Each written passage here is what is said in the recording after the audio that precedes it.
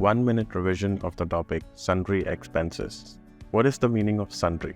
The term sundry is used for irregular and insignificant items that cannot be mentioned individually. Sundry expenses are costs that are incurred by a business which are not listed separately because they are usually small, rare, and do not identify as any other day-to-day expense. Some of the characteristics of sundry expenses are that they are infrequent in nature, they are small amounts, they are usually unplanned expenses, they are miscellaneous in nature, and they do not relate to any other daily expenses of the business. Some examples of sundry expenses are one-time bank charges, such as wire transfer and bank drafts, festival celebrations, donations, flowers and gifts, replacement labels for an inventory shipment, and more.